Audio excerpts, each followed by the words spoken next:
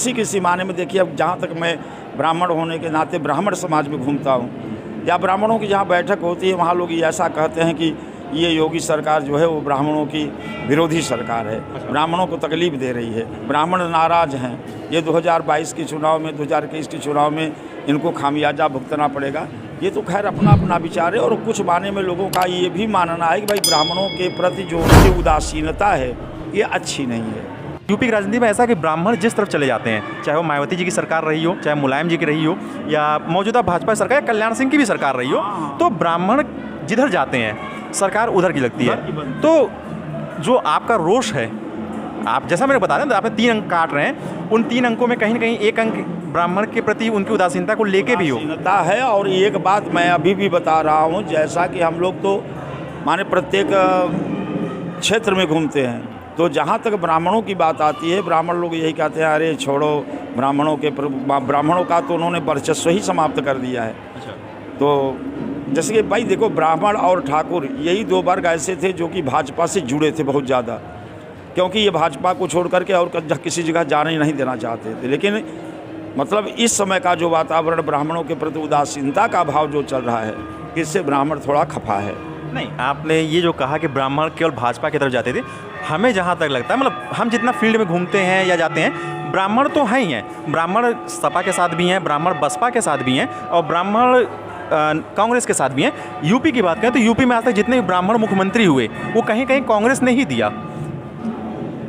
बात ये है कि देखिए, ब्राह्मण सपा में भी गए, ब्राह्मण बसपा में भी गए, ब्राह्मण कांग्रेस में भी गए, लेकिन वही है कि जैसे 2 आना बसपा में गए तो 2 आना सपा में गए, 4 आना कांग्रेस में गए, 8 आना ब्राह्मण हमेशा भाजपा के साथ रहे। अच्छा। हाँ, वो आरएसएस का कहीं ना कहीं प्रभाव रहा।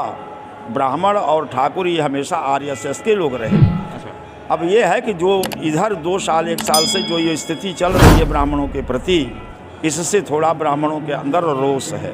ये कहीं ना कहीं योगी जी के साथ साथ मोदी जी की पे भी कहीं ना कहीं एक कटाक्ष है जो है। अगर हम बात करें ब्राह्मण लॉबी की, आपने आरएसएस की बात की जो है, आरएसएस में चाहे वो कुंभ की बात करें, हरिद्वार में अगले वाला कुंभ लगने वाला है, अभी माघ मेला में हम घूम रहे थे जो है, तो वहाँ पे हम आरएसएस के कई सारे कार्यकर्ताओं से मिले, उनके अंदर कहीं ना कहीं छुपा हुआ रोष था। वो रोष हम जिस भी आरएसएस के व्यक्ति से मिला करते थे, वो कहीं ना कहीं वो विद्वान हुआ करता, विद्वान या तो किसी अच्छे मठ से रहा करता था, किसी अच्छे मंदिर से रहा करता था, संस्था से रहा करता था, और हमने जितना देखा कि लगभग 90% आरएसएस के कार्यकर्ता कहीं ना कहीं किसी सरकारी नौकरी में कार्यरत मिले या वहाँ से रिटायर्ड मिले। ये ब्राह्मण ठाकुर कहीं ना कहीं सबसे बड़े कट्टर बीजेपी के ही तो वोटर रहे हैं, इसीलिए तो भोग रहे हैं।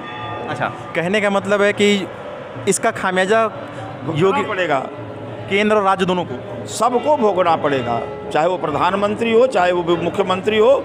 इसका खामियाजा, जहाँ तक हमें भाई बातचीत लोगों के स्वभाव में जानने का, जहाँ बैठने उठने की बात चर्चाएं होती हैं, उनके आधार पर मैं बता रहा हूँ कि लोग बहुत ही नाराज़ हैं। अच्छा, ब्राह्मण अगर मान लीजिए भाजपा से या आरएसएस से खफा है, तो वो कोई ना कोई विकल्प तो सोच रहा होगा ना। आप जैसे समाज में उठते होंगे, विकल्प तो यही होगा ना कि भाई जब हम लोगों को भोगना ही है, तो इससे अच्छा किसी को ही मायावती को ही वोट दे दो, अगले से ही वोट दे दो। चलो, जब वही भोगना है तो भुगतना है, भोगो। अब जैसे लोग कहते हैं कि भाई, अभी सुनने में आया, कल जी न्यूज़ कर रहा था कि ट्रेनें सब बंद हो गई। अब बताइए, जिसका रिजर्वेशन है, जो जिसका शादी है, विवाह है, आने जाने वाले, ऐसे कैसे चलेगा? आज साल भर तो लोग वैसे ही मर गए बिना खाए पिए। अब फिर तुम लॉकडाउन लगाते जाओगे, तुम ऐसे ट्रेनें बंद करते जाओगे, तो तुम्हारा जो सरकार का भी तो नुकसान होगा ना। और जो सरकार का जो नुकसान होगा वो जनता के ऊपर ठेल देगी। जनता, गैस सिलेंडर बढ़ गया, पेट्रोल दाम बढ़ गया, जनता कहाँ से लाएगी? मैं तो ये कहता हूँ कि भाई साहब देखिए, हम किसी की निंदा नहीं करते, किसी सरकार की।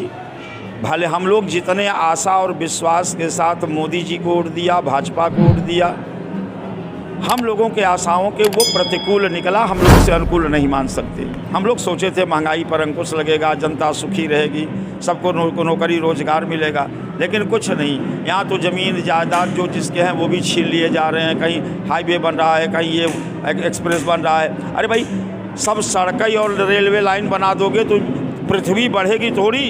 इतनी जनता खाएगी कहाँ से, अन्न कहाँ से उगाएगी? ये बताओ, कहाँ से अन्न आएगा? सड़क में पैदा करेंगे।